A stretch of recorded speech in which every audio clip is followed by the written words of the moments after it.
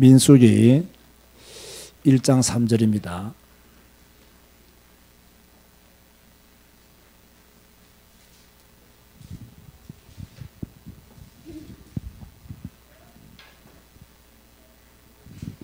민수기 1장 3절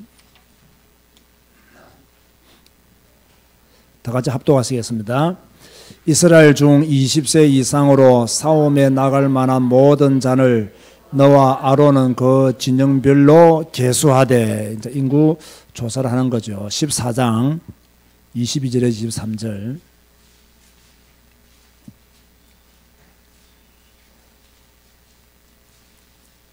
우리가 반드시 기억해야 됩니다. 14장 22절 23절 시작. 내 영광과 애굽과 광야에서 행한 내 이적을 보고서도 이같이 10번이나 나를 시험하고 내 목소리를 청종하지 아니한 그 사람들은 내가 그들의 조상들에게 맹세한 땅을 결탄코 보지 못할 것이요 또 나를 멸시하는 사람은 한 사람도 그것을 보지 못하리라. 아멘. 민수기 26장 2절입니다.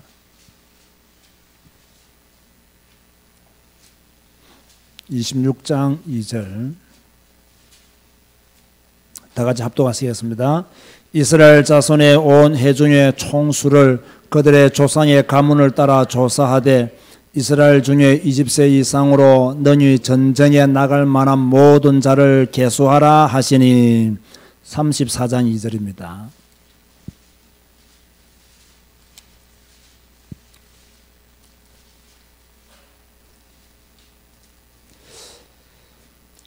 (34장 2절) 합독하시겠습니다. 너는 이스라엘 자손에게 명령하여 그들에게 이르라.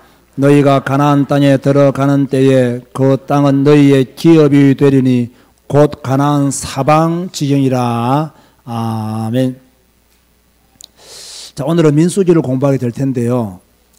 사람은 새로운 것을 배우거나 또 자기가 하고 싶은 것을 할 때 좀 설레이고 흥분되죠. 그죠? 내가 새로운 것을 배운다. 내가 또는 하고 싶은 것, 내가 좋아하는 것을 하려고 할 때는 좀 설레이고 약간 그 시간이 기다려지기도 하고 흥분되기도 하고. 자, 이 말을 왜 하겠습니까? 지금 여러분들이 설레어야 되고 약간의 흥분이 되어져야 됩니다. 왜 그렇습니까? 성경을 배우잖아요. 성경을 배우는데 하나님의 사람이 설레이지도 않고 흥분도 안 되고 기대도 안 되면 불신자와 똑같은 거죠.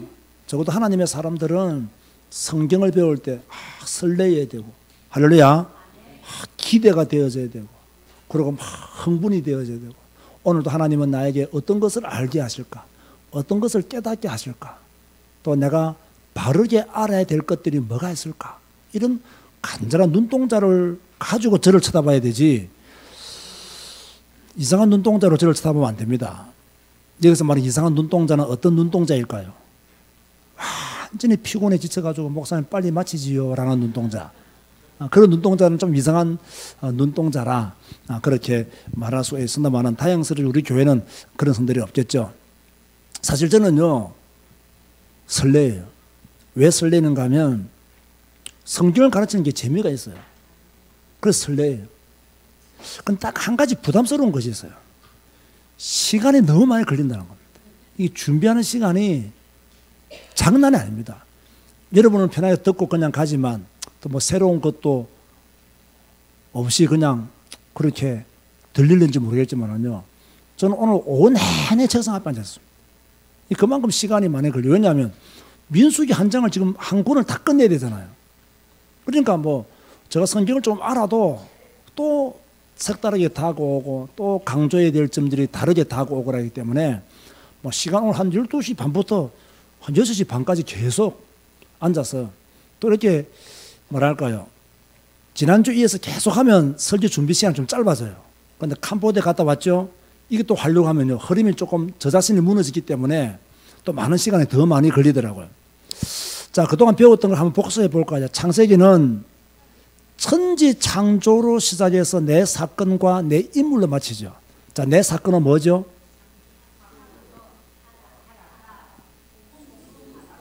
바벨탑. 그죠? 내 인물은요? 요셉. 그럼 이렇게 해서 창세기 끝나잖아요. 그 창세기 마지막 부분이 무슨 내용일까요? 요셉이 죽음으로 말미암아 창세기는 끝이 납니다. 그죠? 그래서 창세기는 끝이 나게 되고, 출애굽기는 이제 이스라엘 백성들이 애굽에서 약 한 400 몇 년간 노예 생활을 하죠. 430년간 노예 생활을 하다가 노예 생활을 끝내고 출애굽하는 그런 장면들이 출애굽에 기록되어 있는데, 출애굽에 하면 딱 두 가지는 반드시 기억해야 됩니다. 율법과 성막입니다. 율법의 핵심은 십계명이고 성막. 그러면 이 율법은 우리로 하여금 무엇을 깨닫게 하는 기능을 가지고 있다고요? 죄를 깨닫게 하는 기능을 가지고 있다. 율법만 있으면 우리는 구원받을 수 있다 없다? 없다. 그래서 하나님은 우리에게 구원받을 수 있는 길을 열어놓으셨는데 그것이 뭐라고요? 성막이었다. 그러므로 율법만 있고 성막이 없으면 우리는 하나님을 만날 수도 없고 하나님을 누릴 수 없는데, 참 감사하게 하나님은 율법도 주시고 율법으로는 우리가 구원받을 수 없기 때문에 성막을 만들어서 우리에게 구원의 길을 열어주셨다. 그럼 레위기는 뭐겠습니까? 이 성막을 사용하는 방법이 그죠? 레위기에 딱 기록되어 있습니다. 그 제사들이 쭉 기록되어 있죠.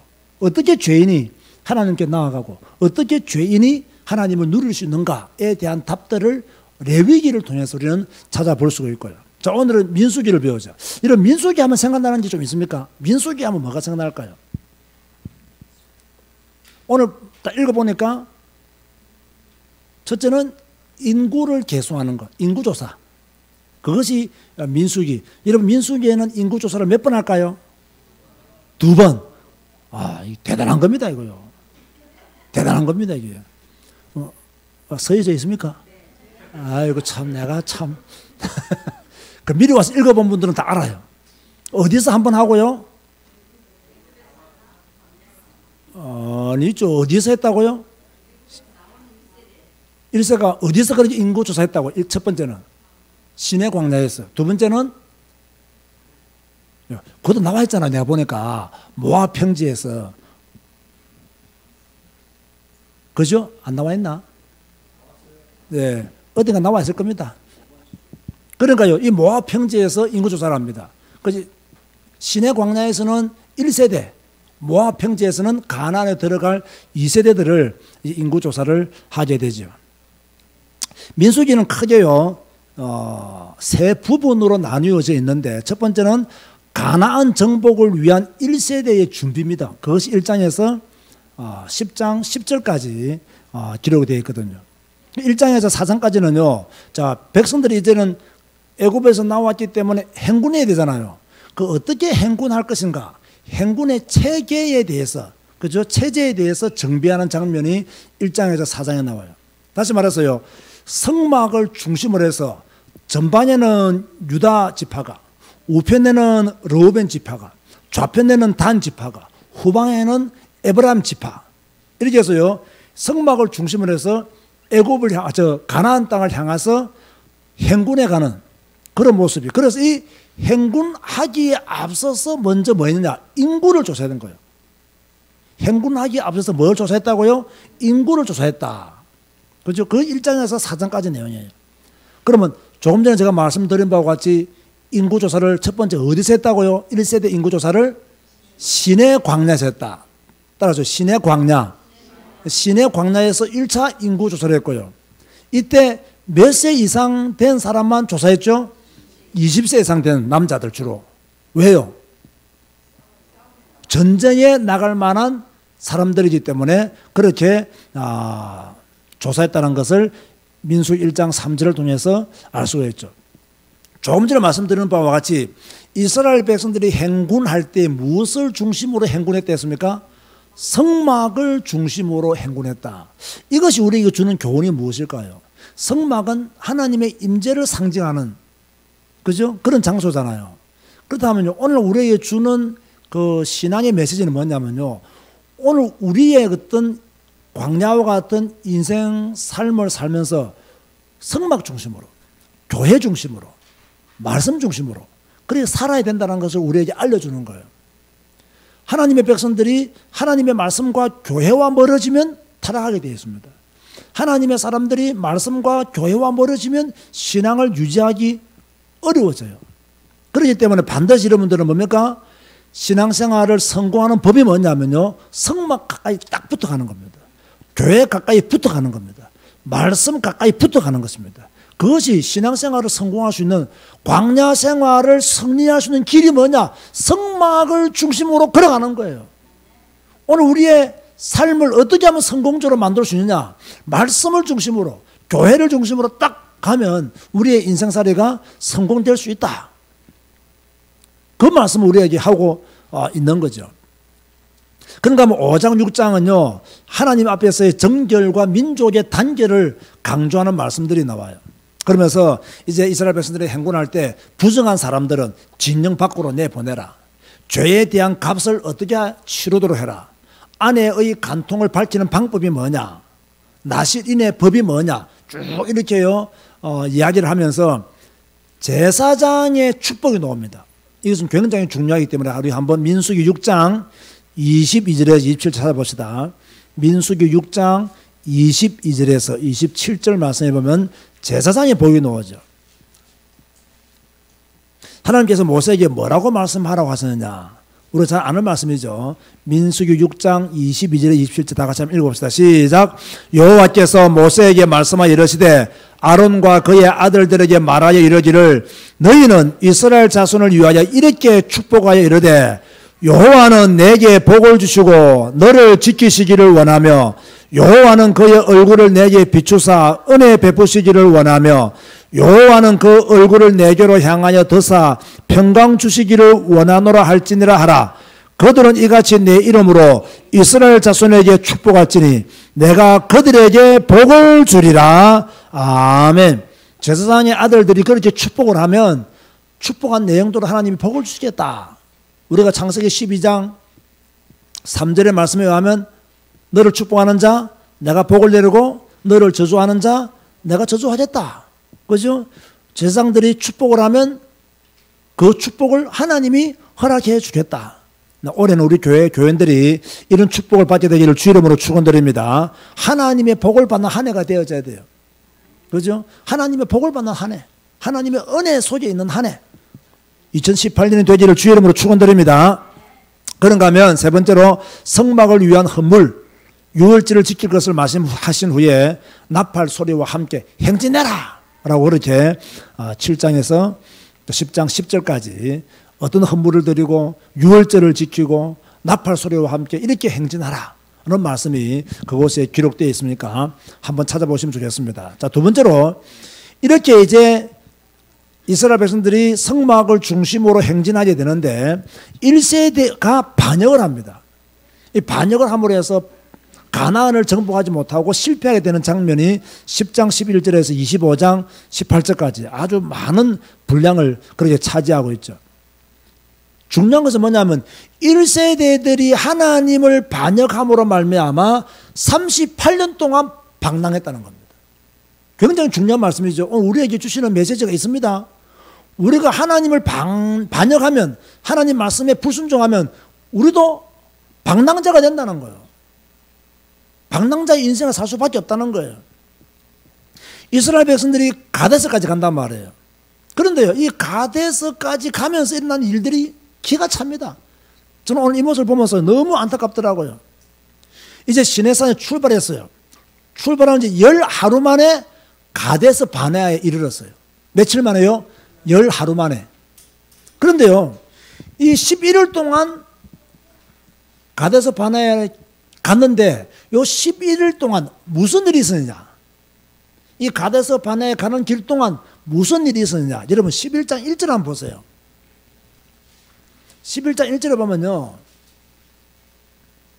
이렇게 말씀하고 있죠. 자, 성경을 찾으시고 1절 한번 다 같이 읽으셔야 됩니다. 다 같이 한번 합독하세요. 시작. 여호와께서 들으시기에 백성이 악한 말로 원망하며 여호와께서 들으시고 진노하사 여호와의 불을 그들 중에 붙여서 진영 끝을 사르게 하시매. 자, 백성들이 이 가데스 바네아로 가는 동안 10하루 만에 도착하게 되는데 그 가는 동안 악한 말로 누구를 원망했다? 여호와를 원망했다. 하나님을 원망했다. 근데 무슨 일로 어떤 악한 말로 하나님을 원망했는지는 나오지 않지만 어쨌든 간에 이 원망의 결과로 말미암아 여호와의 불이 임했다.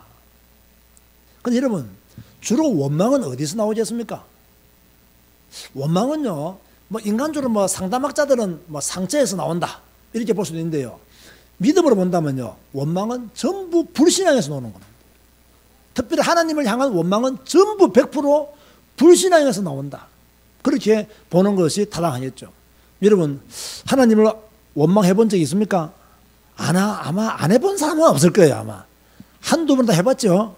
본전을 못 찾아서 그렇지, 그죠? 아마 한두 번은 하나님을 다 원망해 보았을 것으로, 또 원망하고 금방 또 회개하고 그렇게 했을 것으로 추정이 되어지는데요, 어찌됐든 간에 원망은 불신앙에서 나온다는 것을 우리가 기억해 둘 필요가 있죠. 이렇게요, 악한 말로 하나님을 원망했다. 가데스 바네아 11일 동안 가는 그 길 속에서 하나님을 원망했다. 여호와의 불이 떨어졌다. 따라서 원망하면 불 떨어진다. 예, 명심하세요. 자, 11장 4절 6절 보세요. 11장 4절 6절에 보면 또 기가 찬 일이 나오죠. 읽어볼까요? 시작. 그들 중에 섞여 사는 다른 인종들이 탐욕을 품음에 이스라엘 자손도 다시 울며 이르되 누가 우리에게 고기를 주어 먹게 하라. 어떻게 해도 울며 말이야. 울면서. 참 얼마나 고기가 먹고 싶었으면. 울면서. 맞습니까?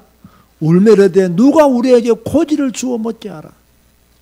우리가 애굽에 있을 때에는 값없이 생선과 오이와 참외와 부추와 파와 마늘들을 먹은 것이 생각나거늘 이제는 우리의 기력이 다하여 이 만나 외에는 보이는 것이 아무것도 없도다.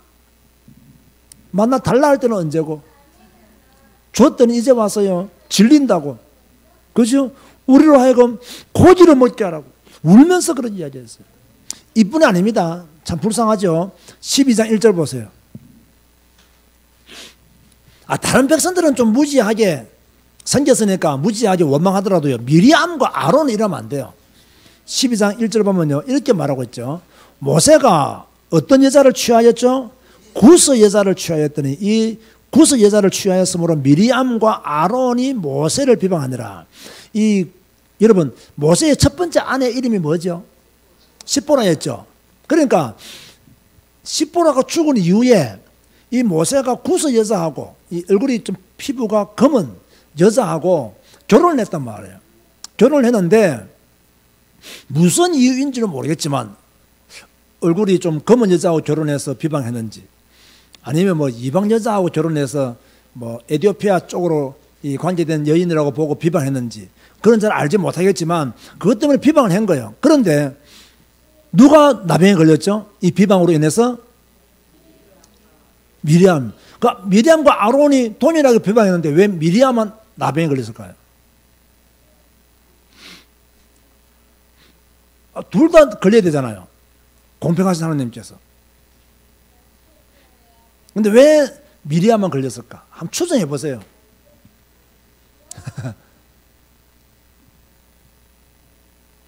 답을 해볼까? 제가요, 주동자가 미리암입니다. 아시겠습니까? 주동자가 미리암일 것이다 보는 거예요. 그래서 하나님은 주동자에게 그 책임을 물으신 거예요. 따라서 합시다. 주동자가 되지 말자.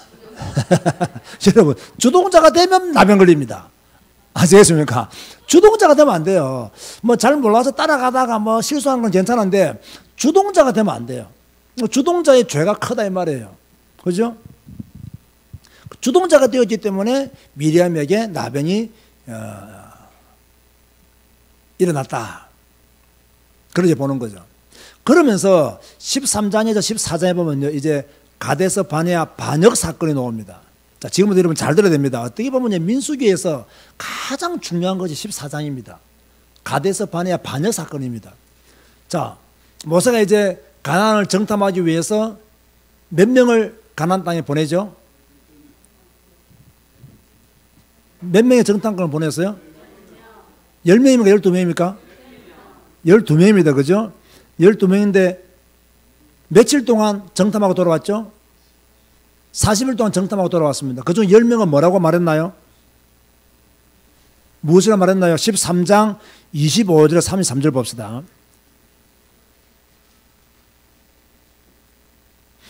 25절에서 33절 봅시다. 시작. 40일 동안 땅을 정탐하기를 마치고 돌아와 바람 광야 가데스에 이르러 모세와 아론과 이스라엘 자손의 온 회중에게 나와 그들에게 보고하고 그 땅의 과일을 보이고 모세에게 말하여 이르되 당신이 우리를 보낸 땅에 간적 과연 그 땅에 젖과 꿀이 흐르는데 이것은 그 땅의 과일이니이다.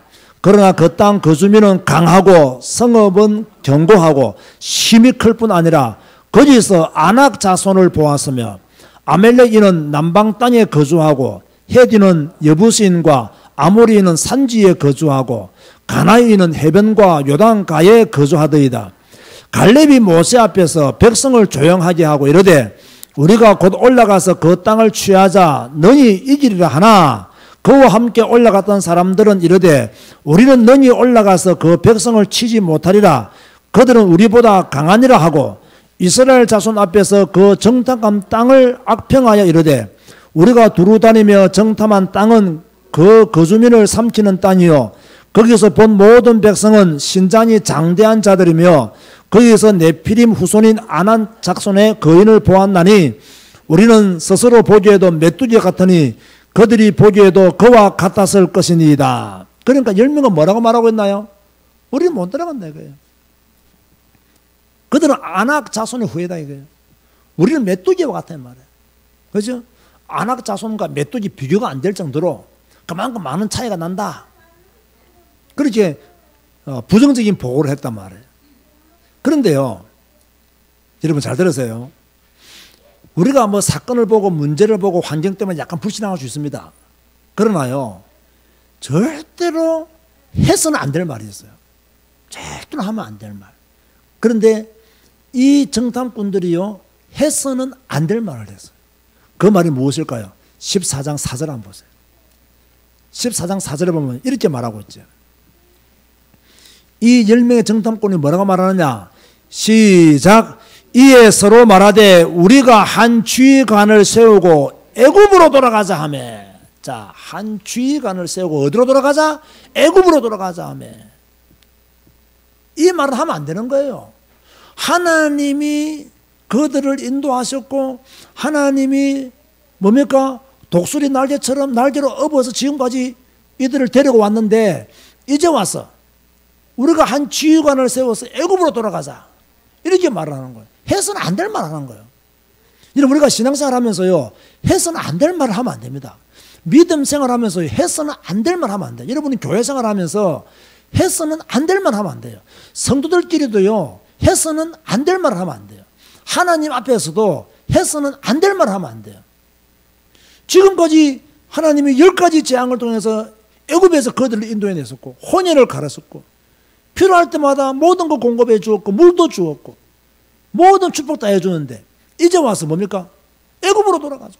한 주의관을 세우자고 그렇게 말을 하잖아요. 근데 이 말을 누가 들었겠어요? 하나님이 들었었거든요. 무슨 말입니까? 여러분들이 원망하는 말 누가 듣는다?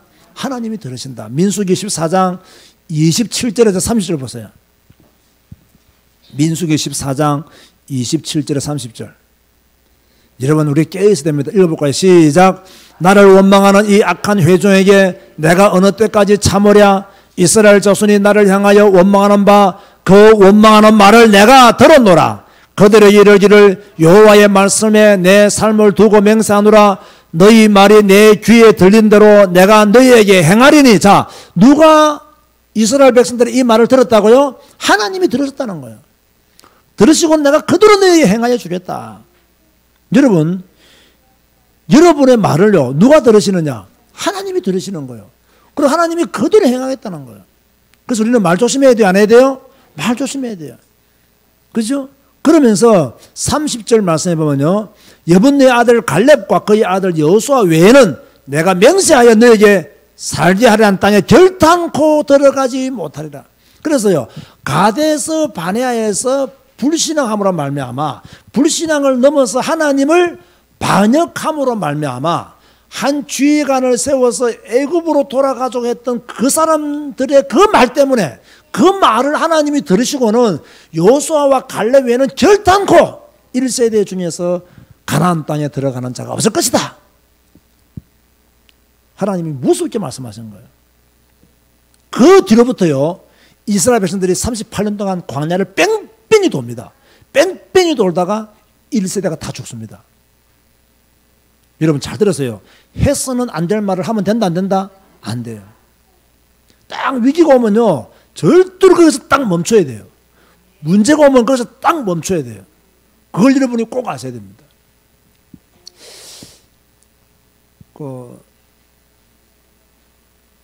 제가 자랑했던 것 중에 하나가, 제가 우리 지난 학기 때 저 학교에서 강의하면서 다 이제 목사들 될 사람들이잖아요. 내가 그런 말을 했습니다. 너희들은 목사가 되면 절대로 가정에서 하지 말아야 될 것이 있다. 너희들은 목사가 되면 절대로 너희 자녀들에게 하면 안 될 것이 있다. 그게 뭐냐면 교회 일을 가정으로 가지고 들어와서 가정에서 교회 일에 대해서 왈구발구하는 거, 아내와 이야기하는 거 하지 마라. 그 이야기를 자녀가 다 듣는다. 자녀가 들으면 안 듣는 척 하고 있지만 다 마음에 상처가 되고 마음에 짐이 되고, 그것 때문에 자녀가 엄청난 불신앙의 사람으로 발전할 수 있는 그런 계기가 된다. 저는 아들 둘이를 키우면서요, 제가 결탄코 말하지만 우리 장로님들에 대해서 내가요 부정적인 이야기 한 번도 한 적이 없습니다. 우리 교회 교인들에 대해서 내가 한 번도 부정적인 이야기 해본 적이 없어요. 우리 교회 어느 권사가 왜 저런지 모르겠다 이런 말을 내가 한 번도 해본 적이 없어요. 왜 그러냐? 그건 옳지 않거든요. 항상 우리 교회 장로님들은 훌륭하신 분이다. 우리 교회 권사님들은 진짜 훌륭하신 분이다. 우리 교회 교인들은 대한민국에서 제일 좋은 교인들이다. 항상 제가 이런 말 우리 두 아들한테 늘 했어요. 그러니까 한 번씩 우리 집사람이 입 딱 열라면 내가 입 닫아! 이래가지고 뭡니까? 보내버리지 내가. 언제나 우리 교회 장로님들은 최고의 장로님입니다. 아빠가 목회하면서 이런 장로님들을 만나고 이런 교인들을 만난 것은 축복이다. 그 너희들도 언제나 교회에 감사해야 되고 교인들에게 감사해야 된다. 제가 늘 이런 교육을 시켰단 말이에요. 그러니까 우리 두 아들은요, 우리 교회에 대한 부정적인 생각이 별로 없어요. 우리 장로님들이나 우리 중직자들에 대한 어두운 생각이 거의 없습니다. 왜 없을까요? 어릴 때부터 아빠가 늘 교인들 자랑하고 교회 자랑하고 교인들 칭찬하고 그죠? 중직자들 칭찬하는 것을 들었거든요. 그죠? 이제는 자기들이 다 알죠. 이제 커버렸으니까. 내가 말 안 해도 스스로 뭐 판단하는 기준이 있겠죠. 그러나 어릴 때는요, 없었다는. 우리 애들이 그 목회자 자녀 수련회 갔다 몇 번 갔다 오더니 안 가려고 하는 이유가 뭐냐면요, 이 방 안에서 포럼하면 목사님의 자녀들이 받은 상처 있잖아요. 이걸 너무 심하게 이야기하고 막 그것 때문에 어려워하고 그것 때문에 힘들어하고 막 그것 때문에 막 자살도 생각해보고 막 그것 때문에 신앙 떨어지고 믿음 떨어진 아이들이 너무 많았다는 거예요. 그 자기들하고 너무 괴리감이 생긴다고. 그래서 목회자 자녀 세미나 한 두세 번 다니더니요, 안 가려고 하는 거예요. 그래서 나도 가지 말한 거예요. 그러면 그 목회자 자녀들에게 이제 상처가 많은 이유가 뭘까요? 나는 그 부모님에게 책임이 있다고 보거든요. 그 부모님들이 뭐 교회에 대한 안 좋은 이야기를 애들이 듣는데 계속 했기 때문에, 교회에 대한 부정적인 이야기를 뭐 어느 장로님에 대한 이야기들을, 나쁜 이야기들을 뭐 자기들끼리 한다고 했지만 애들은 다 듣고 있었던 거예요. 그러니까 그 아이가 교회 가면 그 장로님 보면 미워 죽는 거야. 그 권사님을 보면 미워 죽는 거야. 왜? 나의 아빠와 나의 엄마를 힘들게 하는 사람. 뭐 기도할 때는 거룩하게 기도하지만, 그죠? 엄마 아빠를 늘 힘들게 하는 사람으로 딱 기억하고 있는 거예요. 이러니까 그 아이들이 상처를 가질 수밖에 없는 거죠. 없는 거죠. 여러분, 여러분의 말을 누가 듣는다고요? 하나님이 들었어요. 여러분들이 무슨 말을 하는지 하나님은 다 알고 계시는 거예요. 그리고 그 말에 대한 책임을 하나님은 우리에게 물으신다. 우리가 지금 보고 있는 민수기 14장을 통해서 들을 수 있는 메시지예요. 하나님은 이스라엘 백성들이 이렇게 원망하는 소리를 다 들었어요. 내가 그대로 갚아주리라. 내 귀에 들린 대로, 내 귀에 들린 대로 하나님이 그 소리를 다 들었다는 이야기예요. 그죠?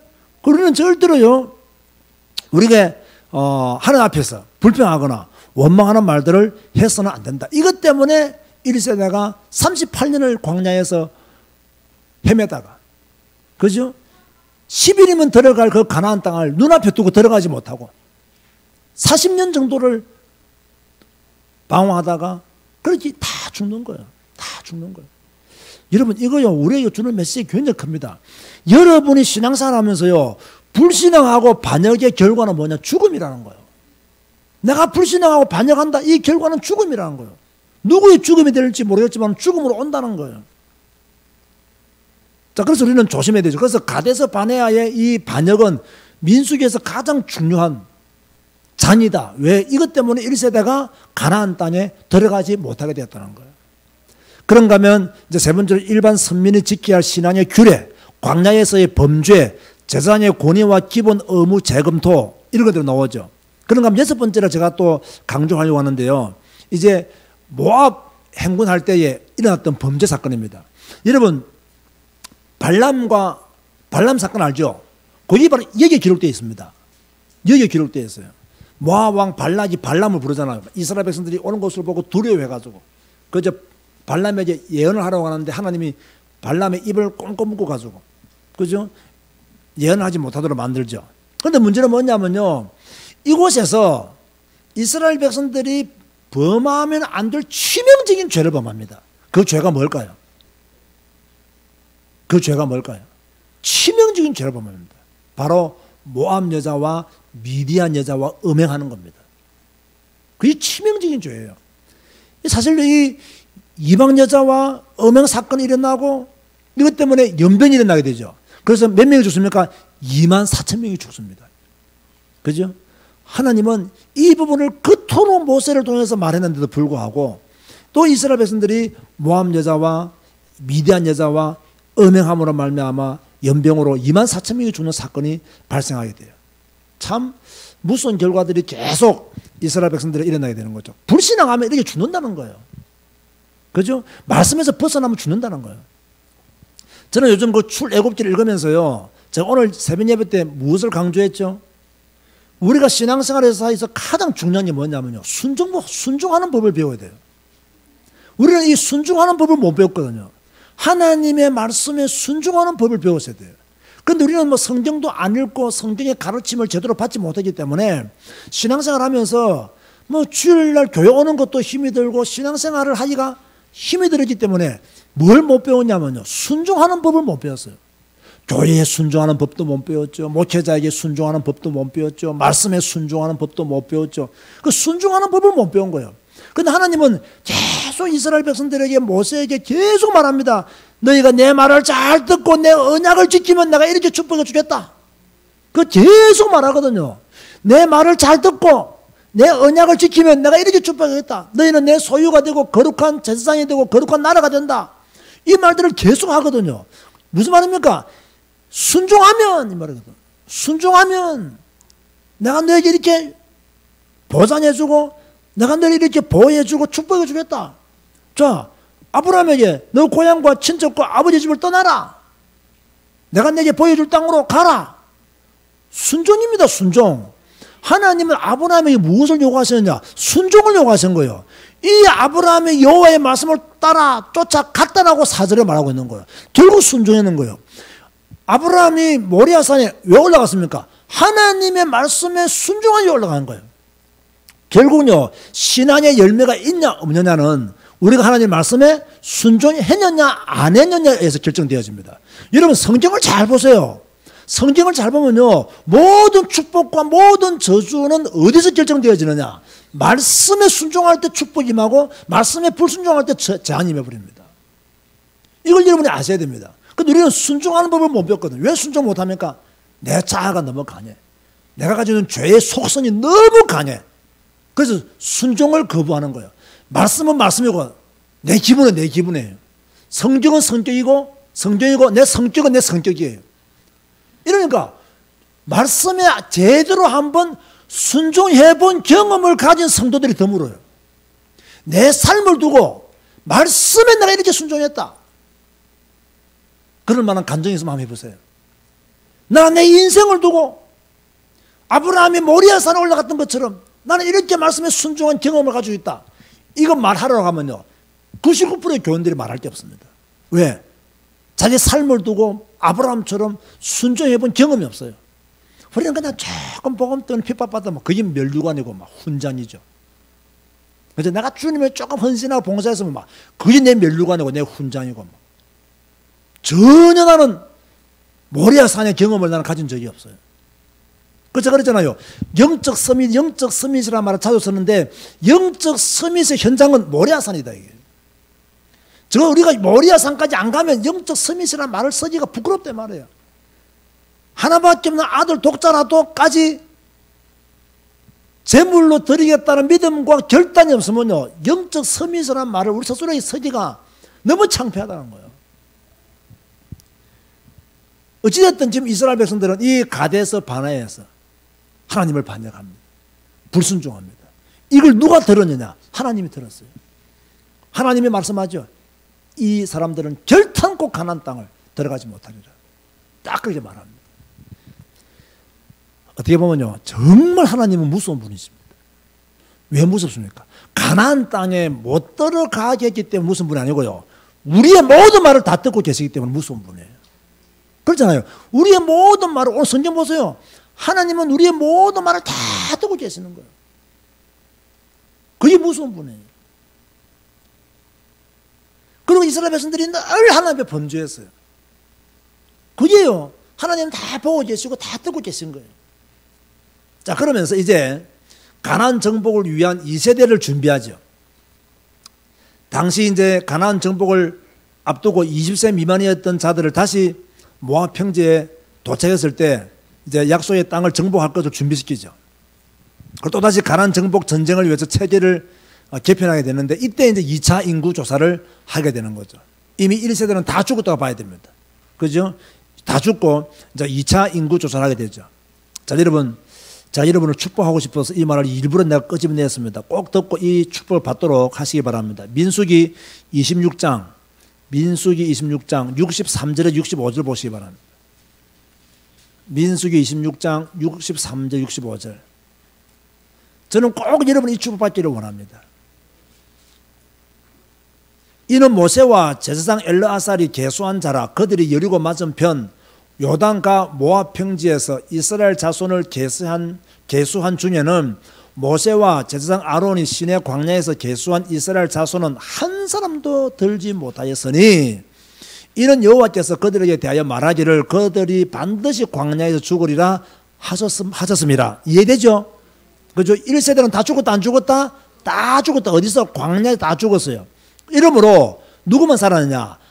여분의 아들 갈렙과 눈의 아들 여호수아 외에는 한 사람도 남지 아니하였더라. 제가 여러분에게 드리고 싶은 축복이 무엇인지 아십니까? 남은 자가 되라는 거예요. 광야에서 죽는 자가 아니라 가나안에 들어가는 자가 되라는 거예요. 원망하고 불평함으로 가나안에서 사라지는 자가 아니라 남은 자가 되어서 뭡니까? 가나안 땅으로 들어가는 거예요. 우리가 쓰는 렘넌트란 말이 그 말입니다. 남은 자다 이 말이에요. 여러분이 남은 자예요. 광야에서 죽으면 안 돼요. 갈렙과 여호수아처럼 남은 자가 되어서 가나안 땅에 들어가야 돼요. 근데 여러분, 놀라운 게 하나 있습니다. 여러분은 별로 안 놀라울지 모르겠지만요, 놀라운 게 하나 있어요. 자, 여호수아와 갈렙이 단순히 가나안 땅에 들어간 그 축복을 받은 게 아닙니다. 여호수아는 모세의 뒤를 이어서 이스라엘의 지도자가 됩니다. 그거마다 엄청난 축복이죠. 단순히 가나안에 들어간 건 아닙니다. 지도자가 됩니다. 더 중요한 게 있습니다. 여호수아는 누구를 예표하는 인물이 되었습니까? 여호수아란 말이 예수라는 뜻입니다. 예수님을 예표하는 인물이 되었어요. 그러면 갈렙은 어떻게 축복? 그러면 놀라운 거죠. 그냥 가나안에 들어가는 축복받은 게 아니라 지도자가 되었고 예수님을 예표하는 인물이 되었다는 겁니다. 엄청난 축복입니다. 그럼 갈렙은 어떤 축복을 받았을까요? 여러분, 갈렙이 무슨 지파인 줄 아십니까? 유다 지파입니다. 유다 지파. 유다 지파가 나중에 들어가서 받은 땅이 어딘 줄 아세요? 바로 헤브론, 베들레헴, 예루살렘, 이런 그 지역입니다. 두 사람이 믿음의 고백을 했는데, 한 사람은 모세의 후계자가 되고 예수님을 예표하는 인물이 되었고, 한 사람은 예수님이 오실 땅의 주인이 되었다는 거예요. 이거는요, 엄청난 축복이에요.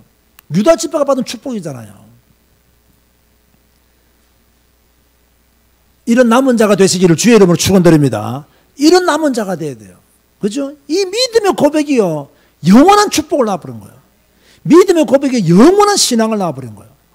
참 놀라. 진짜 저는 이거 보면서 참 놀랍다. 하나님은 이렇게 우리의 믿음의 고백을 들으시는구나. 믿음의 고백을 들어주고 이런 축복을 주시는구나. 여호수아와 갈렙이 믿음의 고백을 했는데 하나님은 여호수아를 모세의 후계자로, 그죠? 또 예수님을 예표하는 인물로 그렇게 여호수아를 세웠고, 갈렙이 믿음의 고백을 했는데 이것을 넘어서 유다 지파의 한 사람으로서 예수님이 탄생하실 땅을 분배받는 이런 엄청난 축복. 다시 말하세요. 이 여호수아와 갈렙은 예수님을 예표하는 인물들로서 엄청난 축복을 받았다. 그렇게 본다면요, 참 이들의 신앙 고백이 얼마나 위대한 신앙 고백이었으며 이들의 신앙 고백이 얼마나 축복을 누리는 신앙 고백이었는가를 알게 되는 거죠. 참 자손 대대까지 하나님의 복을 누리는 그런 신앙 고백을 했다. 그러면 여러분도 어떤 경우에 있더라도 갈렙과 여호수아처럼 믿음의 고백하시기를 주의 이름으로 축원드립니다. 언제나 어려울 때일수록 힘들 때일수록 믿음의 고백을 해야 돼요. 자, 그러면서 28장에서 30장까지는 기본 율법을 다시 재정리하면서 신앙의 재각성을 강조했어요. 저는 이 부분에 있어서 우리 교회 성도님들에게 꼭 주고 싶은 메시지가 있습니다. 이제 우리 교회 성도님들도 재각성하셔야 돼요. 재각성하시기 바랍니다. 재각성하시기 바랍니다. 이제는요, 멍 때리면서 신앙생활하면 안 됩니다. 아시겠습니까? 이제는 뭐 나사 하나 풀리고 신앙생활하면 안 돼요. 그래서 이제는 정말로 주님 오실 날을 기다리면서 재림의 주님을 기다리면서 오늘 내가 다섯 처녀처럼 기름과 등을 준비하는 그런 믿음의 사람이 되어져야 돼요. 이제는 우리가요, 전에처럼 뭐 제가 쓰는 말로 하면 이상하지만 좀 희미하게 신앙생활하면 안 돼요. 깨어 있어야 돼요. 이제 우리는 재각성해야 됩니다. 내가 더욱더 내 마음과 내 생각과 내 시간과 내 모든 것을 더 추스려서 하나님 가까이로 믿음 중심으로, 교회 중심으로, 말씀 배우는 중심으로 그렇게 완전히 깨어있어야 됩니다. 안 그러면요, 가나안 땅에 못 들어가요. 각성해야 됩니다. 재각성해야 됩니다. 그래야 가나안 땅에 들어갈 수가 있는 거죠. 지금까지 여러분이 알던 거 다 버리고 새롭게 각성해야 돼요. 그 정도로 축복을 누려야 돼요. 그러면서 요단 동편을 정복하고요, 이스라엘 백성의 광야 여정을 회고하면서 쭉 설교를 하고요, 그 다음에 요단 서편 정복과 더불어서 분배를 이렇게 하라, 이게 명령을 받게 됩니다. 그래서 이제 3부가 다 끝나게 돼요. 자, 그렇다면 구속적인 관점에서 이 민수기를 어떻게 볼 것이냐. 자, 민수기에도 예수님을 예표하는 그런 것들이 많이 있습니다. 아까 말했지 여호수아 자체가 예수님을 예표하는 인물이라고 제가 이미 말씀을 드렸고요. 자, 광야의 노뱀. 이 광야 노뱀은 예수님의 십자가, 순환을 예표하는 것이다. 자, 요한복음 3장 14절 한번 보세요. 지금부터 요한복음을 찾아보겠습니다. 요한복음 3장 14절 보면요, 예수님께서 하신 말씀인데,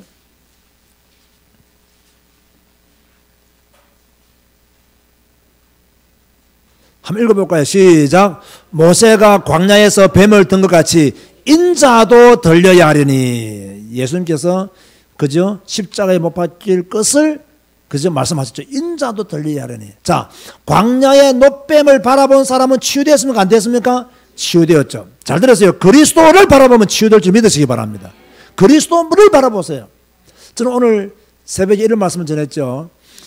여호와를 섬기라. 쉬운 성경에서는 여호와를 예배하라. 하나님을 예배하라. 그래야면 물과 양식에 복을 주고 병을 없애주겠다. 하나님을 예배하라는 거예요. 하나님을 경배하라는 거예요. 그러면 물과 양식에 복을 주겠다는 거예요. 여러분이 하나님을 찾고 하나님을 예배하면 하나님은 여러분의 산업에 복을 주시는 줄 믿으시기 바랍니다. 그리고 너희 병을 없애주겠다. 얼마나 놀라운 축복이에요. 여러분 예배 드릴 때 병든 몸 치유받게 되기를 주의 이름으로 축원드립니다. 이미 성경이 그렇게 약속해 두었어요.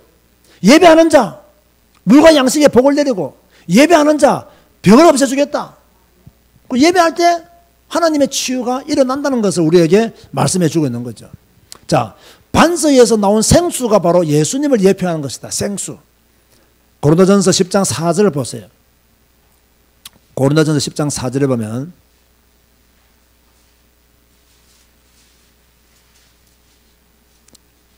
다 같이 합독해 볼까요? 고린도전서 10장 4절 시작.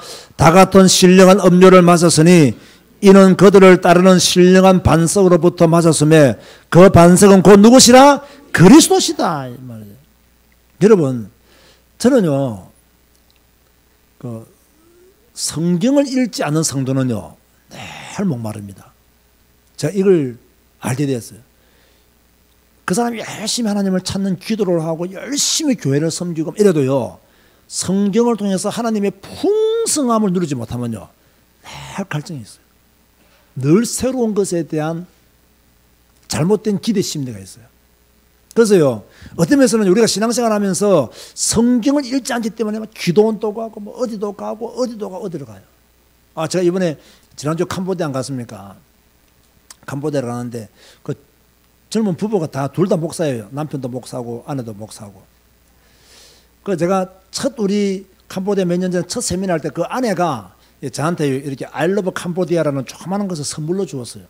제가 그때 강의할 때 나는 캄보디아를 사랑합니다. 내가 사랑하고 싶어서 사랑하는 것이 아니고 하나님이 내게 캄보디아를 사랑할 수 있는 은혜를 주셨다고. 그리고 참 나 같은 남자들이 사랑한다는 말을 잘 안 쓴다고. 그런데 캄보디아를 사랑한다는 말이 이렇게 내가 쉽게 놓는 것을 보면 하나님 준 은혜 같아. 그랬더니 이분이요, 그 강의도 은혜를 받아가지고 어느 가게 가가지고 I love 캄보디아라고 딱 조그마한 나무 하나 그런 걸 선물로 주더라고요. 그 선물을 받으니까 좀 감동이 되더라고요. 캄보디아 목사들도 이렇게 선물을 줄 줄 아는구나. 그래가지고 그 다음에 갔는데 이 여자 목사님이 안 보여요. 그래서 내가 소금 목사 보고 그때 찍은 사진을 보여주면 이 여자 목사 한번 찾아봐라 했더니 찾고 자기 남편하고 같이 와서 또 인사를 하게 됐죠, 저한테요. 그러고 했는데 이번에 딱 가서 자기 남편하고 또 왔더라고요. 왔는데 뭐 올 초에 우리 한국을 놓는다더라고요. 두 부부가 함께. 그래서 내가 다른 목사 부부에 비해서 이 두 부부가 조금 경제적으로 좀 괜찮은 부부예요. 내가 보니까 뭐 차도 좋은 차 타고 다니고 뭐 이렇게 사업도 좀 하는 것 같아요.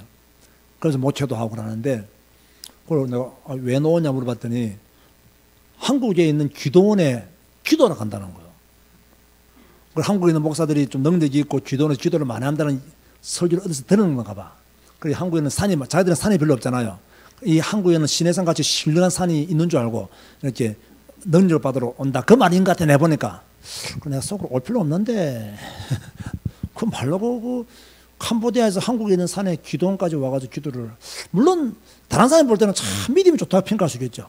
야, 세상에 이런 부부가 있냐. 캄보디아에서 한국에 있는 산까지 와서 기도를 하고 참 대단하다 이렇게 보지만 저는 전혀 그렇게 생각이 안 돼요, 솔직히 말해서.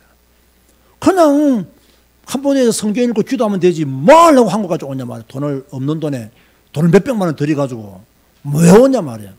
근데 어지간한 사람 같으면 한국 오면 연락하라고 내가 전화번호 줬을 건데 전화번호 안 줬어요.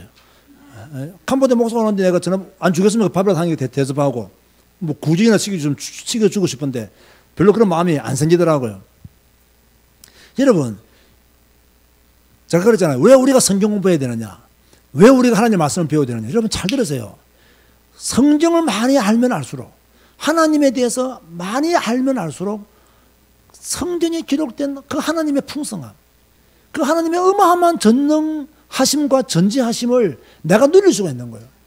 그런데 이 성경을 모르면요, 하나님의 풍성함을 누릴 수가 없어요. 여러분의 그 성경적인 지식 가지고는요, 하나님을 못 누려요. 근데 매일매일 성경 읽어보세요. 그 말씀에 집중해 보세요. 하나님의 풍성한 말씀들이 내 안에 거하서, 이게 내게 생수예요, 생수. 매일매일 읽는 그 성경 말씀이 생수예요.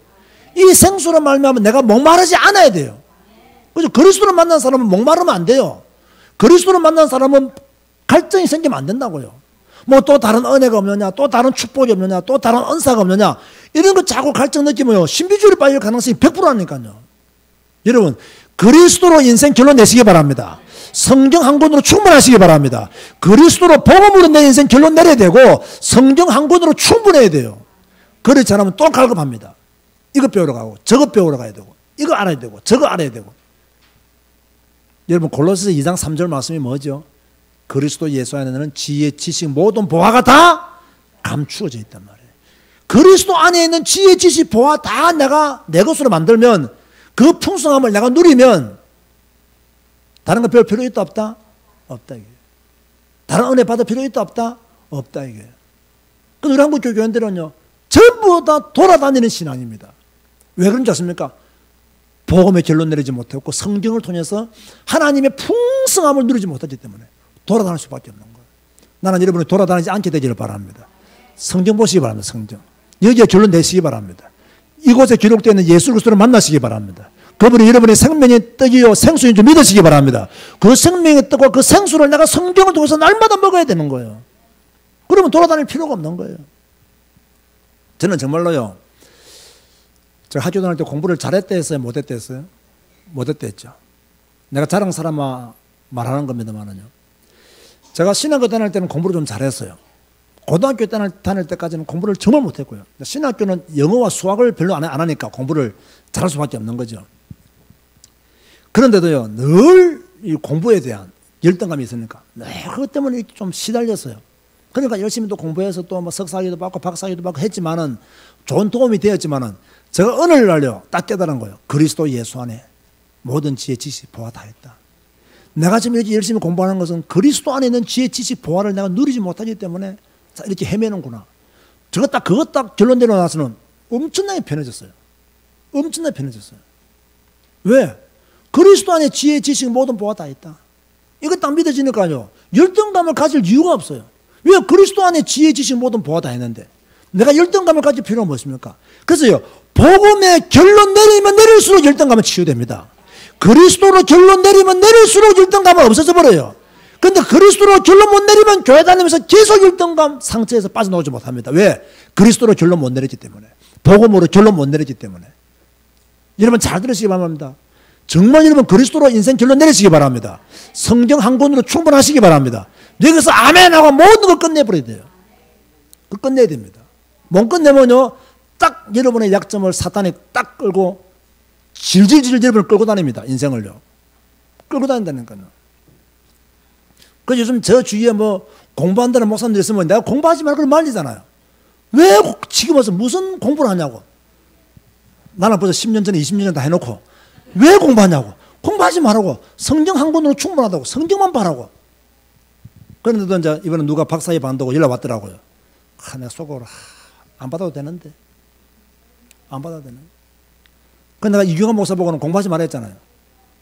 성경 한 권으로 인생 결론 내라 이거예요. 성경 한 권으로 충분. 물론 막 성경을 더 공부하고 해서 그건 더 좋아요. 그러나 다른 거 하지 말아야 돼요. 성경 한 권으로 결론 내라. 그리스도로 결론 내리고 성경 한 권으로 충분해야 된다. 여러분 제가 다시 말합니다. 복음으로 결론 내리고 성경 한 권으로 충분하지 못하면요, 질질 끌려다닙니다. 진짜 끌려다닙니다. 그리고 시간 다 낭비합니다. 돈 다 낭비합니다. 제가 이미 시간 낭비하고 돈 낭비해봤기 때문에 알아요. 진짜 성경 한 권으로 결론 내버려요. 복음으로 완전히 결론 내버려요. 여러분의 신앙생활요, 별거 없습니다. 여러분이 예수는 그리스도다 확실히 믿고 성경 한 권으로 내 인생 충분하다 확실히 도장 찍어버리면 인생 끝났습니다. 하나님의 축복 다 여기에 있습니다. 성경을 떠나서 뭐 신학이 하나님의 뜻이 축복이 있는 줄 압니까? 지식이 하나님의 축복이 있는 줄 아십니까? 제가 우리 아들 보면 말했다 했잖아요. 신학을 공부 많이 하지 말고 성경을 많이 봐라. 여러분 이게요, 목회를 많이 실패해본 아빠의 말이에요. 그동안 성경을 읽어도 제대로 못 읽은 아빠가 아들한테 주는 메시지예요. 네가 미국에서 신학 공부하지만 신학에 빠지지 말고 성경 봐라. 그건요, 제가 그 길을 먼저 걸어와 보았고 제가 실패가 뭐라는 걸 알기 때문에 말하는 거예요. 그 여러분도요, 잘 아셔야 됩니다. 다시 말합니다. 그리스도로 인생 결론 내리시기 바랍니다. 성경 한 권으로 충분하시기 바랍니다. 제발 좀 아멘 하시기 바랍니다. 아멘. 여기에 결론 나야 돼요. 진짜로요. 그리스도로 결론 내리고 성경 한 권으로 충분해야 돼요. 여기서 떨어져 나가면 질질 끌려다닌다는 거, 사탄한테. 시간 낭비, 돈 낭비, 인생 낭비. 그죠?